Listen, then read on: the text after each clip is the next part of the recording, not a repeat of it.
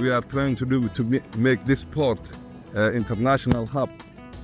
So the mother vessel will come, and then the feeders will take from Berbera to the region. In Somalia, China is a good friend and a historic partner with whom we seek to strengthen our relations in all areas of mutual benefit in accordance with the FOCAC framework. We strongly welcome the Somali-China cooperation is and will continue to be based on the strong principle of sincerity.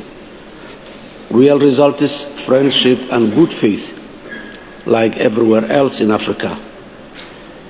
This is the only way to realize the common objective of win-win sustainable development and prosperity for both sides. Somalia is in combat mode following Trump's recent comments criticizing Somali immigrants and calling them garbage, part of a broader hardline stance on migration that has fueled fear among African communities in the United States.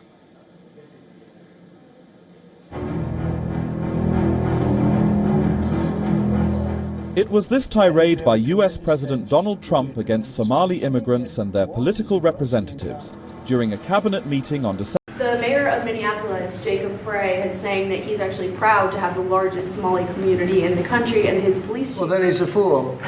Well, his police chief is also saying... I wouldn't be proud to have the largest Somalian. Look at their nation. Look how bad their nation is. It's not even a nation. It's just people walking around killing each other. Look, these Somalians have taken billions of dollars out of our country. They've taken billions and billions of dollars. They have a representative, Ilhan Omar. She shouldn't be allowed to be a congresswoman, and I'm sure people are looking at that. And she should be thrown the hell out of our country. And most of those people, they have destroyed Minnesota, okay? That beautiful land, that beautiful state. It's a hellhole right now. And the Somalians should be out of here. They've destroyed our country. And all they do is complain, complain, complain. You have her. She's always talking about the Constitution provides me with, go back to your own country and figure out your Constitution. All she does is complain about this country, and without this country, she would not be in very good shape. She probably wouldn't be alive right now. So Somalia is considered by many to be the worst country on earth. I don't know. I haven't been there. I won't be there anytime soon, I hope. But what Somalia, what the Somalian people have done to Minnesota is not even believable. It's not even believable. The decision did not arrive as a dramatic announcement or a public rebuke. It emerged quietly through revised contracts, postponed meetings, and a change in the language used by officials when discussing the future of Somalia's ports. For months, observers sensed that something had shifted. Then it became clear. Somalia had stepped away from a major port agreement with the United States and had chosen to move forward with China instead. To outsiders, it looked like a sudden geopolitical snub. Inside Somalia, it felt more like the end of a long internal debate. Ports had always been central to Somalia's identity and survival. Sitting astride some of the world's most important maritime routes, the country's coastline had historically been both a blessing and a vulnerability. Control over ports meant control over trade, customs, revenue, employment, and national security. For decades, instability had prevented Somalia from fully harnessing that potential. As the country slowly rebuilt, port development became one of the most critical pieces of its economic recovery. The United States entered the conversation with promises of modernization, security cooperation, and integration into global trade systems. On paper, the proposal appeared attractive. It emphasized transparency, regulatory alignment, and private sector participation. Yet as negotiations progressed, Somali officials and port authorities began to encounter familiar constraints. The proposed deal prioritized oversight and compliance in ways that limited local control. Decision-making authority remained heavily external. Timelines were long, funding was fragmented, and critical infrastructure components were tied to conditional approvals. For a country eager to move quickly and visibly demonstrate progress. To its population, the pace felt suffocating. There was also the question of priorities. The U.S.-backed framework focused heavily on security architecture and governance benchmarks before large-scale construction could begin. While these elements mattered, Somali planners faced urgent economic realities. Unemployment was high, informal trade dominated, port congestion slowed imports of basic goods and exports of livestock and agricultural products. The need was immediate. China's approach was starkly different. When Chinese representatives entered discussions, they came with a comprehensive package. Financing, construction, equipment, training, and long-term management were presented as a single, integrated plan. Rather than sequencing development after reforms, the proposal assumed that development itself would accelerate stability. For Somalia, this distinction mattered deeply. The Chinese offer emphasized speed. Ports could be expanded, dredged, and equipped within years rather than decades. Revenue generation would begin sooner. Jobs would appear faster. The optics of cranes, ships, and activity carried political weight in a country where tangible progress had long been elusive. Another factor weighed heavily: respect for sovereignty, at least in perception. The Chinese proposal avoided overt political conditionality. It framed the partnership as commercial rather than ideological. Somali officials would retain formal ownership, while Chinese firms handled construction and initial operations. This arrangement aligned with Somalia's desire to avoid appearing dependent on any single external power. The U.S. deal, by contrast, became increasingly entangled with broader strategic objectives. Port access was linked implicitly to security cooperation and regional alignment for Somalia, which sought to balance relationships. Without becoming a frontline state in great power competition, this linkage felt risky. Domestic politics also played a role. Somali business leaders, especially those involved in import-export trade, pushed for rapid port expansion. Delays cost money daily. Livestock exporters complained about bottlenecks. Importers of fuel and food faced higher costs due to inefficiencies. These constituencies exerted pressure on policymakers to choose the option that delivered results fastest. China's track record across Africa influenced perceptions as well. Ports, railways, and industrial zones built elsewhere on the continent served as visible proof of capability. While debates about debt and dependency existed, the infrastructure itself was undeniable. For a country rebuilding from scratch, tangible outcomes outweighed abstract risks. The United States, meanwhile, struggled with internal contradictions. Private firms hesitated without strong guarantees. Public financing moved slowly through approval processes. Regulatory standards, while intended to ensure accountability, added layers of complexity that local institutions were not yet equipped to navigate efficiently. Each delay reinforced the impression that the partnership would remain more aspirational than transformational. As negotiations dragged on, Somali officials recalibrated. The port deal was no longer evaluated solely on technical merit.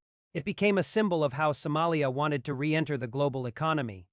Slowly, the calculus shifted from who offers the best governance model to who enables us to move forward now. When Somalia finally stepped away from the U.S.-backed arrangement, there was no public condemnation. Statements emphasized reassessment, strategic alignment, and national interest. Yet the message was clear. The country had chosen immediacy over caution, infrastructure over process, and flexibility over oversight-heavy frameworks. China moved quickly to formalize its role. Construction timelines were announced. Equipment shipments followed. Training programs for port workers were launched. Within months, activity at selected ports intensified. Ships docked more frequently. Customs processing improved. Revenue began to tick upward. International reactions were mixed. Some analysts warned of long-term debt exposure. Others argued that Somalia had traded one form of dependence for another. Yet within the country, the visible momentum mattered most. For a population accustomed to promises that never materialized, cranes and cargo carried credibility. The decision also reflected a broader shift in how developing countries assessed partnerships. The old model, in which Western-led deals were assumed superior by default, no longer held unquestioned authority. Nations increasingly compared offers pragmatically, weighing speed, financing, and autonomy rather than ideology. For the United States, the episode exposed a gap between intent and impact. The emphasis on governance, transparency, and long-term sustainability was principled, but poorly adapted to contexts where urgency dominated. The inability to deliver visible progress weakened influence more than any diplomatic misstep. Somalia's choice was not an outright rejection of the West. It was a signal that engagement needed to change. Countries rebuilding from fragility wanted partners who could match their timelines and tolerate imperfect conditions while improvements unfolded. China's willingness to operate within that reality gave it an advantage. Over time, Somalia's ports became more than trade hubs. They evolved into symbols of re-emergence. Improved logistics reduced costs for consumers. Export capacity expanded. Regional trade increased. While challenges persisted, the direction was clear. The strategic snub, as some called it, was less about allegiance and more about agency. Somalia had exercised choice in a world where choice was often denied to fragile states. By selecting the partner that aligned with its immediate priorities, the country asserted control over its development path. The story also underscored a changing global order. Infrastructure had become diplomacy. Speed had become influence, and countries once viewed as passive recipients of aid now negotiated as actors with preferences. In the end, Somalia did not drop one deal to embrace another out of defiance. It did so out of calculation. The port decision reflected a sober assessment of needs, constraints, and opportunities. The cranes rising over Somali harbors told a simple story. In a competition between promises and delivery, delivery won. As construction advanced, the consequences of the decision began to ripple far beyond the ports themselves. What initially appeared to be a narrowly economic choice started reshaping trade patterns, domestic politics, and Somalia's position in regional diplomacy. The ports were no longer isolated infrastructure projects. They became engines pulling multiple sectors into motion at once. New logistics corridors formed almost immediately. Roads connecting inland markets to the coast were upgraded to handle heavier freight traffic. Warehouses appeared near port zones, creating clusters of activity where none had existed before. Informal traders, long sidelined by inefficiency and corruption, found clearer pathways into formal markets. Customs processes, though still imperfect, moved faster, reducing delays that once inflated prices for everyday goods for ordinary Somalis. The impact was tangible. Imported food became more predictable in supply. Fuel shortages became less frequent. Exporters of livestock, fish, and agricultural products gained access to ships that arrived on schedules rather than sporadically. Each improvement reinforced public perception that the port shift had delivered something real, not just diplomatic headlines. Employment expanded in layers beyond dock workers and security staff. The ports created demand for drivers, mechanics, accountants, translators, and service providers. Small businesses flourished around port cities, offering food, lodging, and supplies to workers and traders. For a society where job creation carried both economic and security implications, this mattered deeply. The government, too, felt the effects. Port revenues began to stabilize public finances, giving authorities greater flexibility in budgeting. While still dependent on external support, Somalia gained a modest but growing capacity to fund its own priorities. That shift, however small, altered the tone of policy discussions. Leaders spoke less about survival and more about planning. This internal momentum strengthened Somalia's bargaining position internationally. With functioning ports and growing trade volumes, the country was no longer viewed solely through the lens of fragility. Regional partners took renewed interest. Shipping companies reevaluated routes. Neighboring economies adjusted expectations, recognizing Somalia as a participant rather than a peripheral risk. The United States, watching from a distance, faced a strategic dilemma. The loss of the port deal was not catastrophic in isolation, but it symbolized a broader erosion of influence. Efforts to re-engage encountered skepticism. Somali officials, emboldened by recent success, insisted on revised terms, faster timelines, and clearer respect for autonomy. The balance of leverage had shifted. Quiet reassessments took place in Western policy circles. Analysts debated whether governance-first approaches had become too rigid for rapidly changing environments. Some argued that long-term stability could not be built without strong institutions. Others countered that institutions often emerged through economic momentum rather than preceding it. Somalia's experience became a case study in that debate. China, meanwhile, consolidated its role carefully. While construction moved quickly, attention turned to long-term sustainability. Training programs expanded to ensure local workers could manage operations. Joint committees addressed disputes before they escalated. The goal was not just to build ports, but to anchor influence through continuity.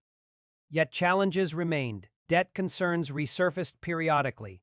Critics warned that revenue projections might fall short, straining public finances.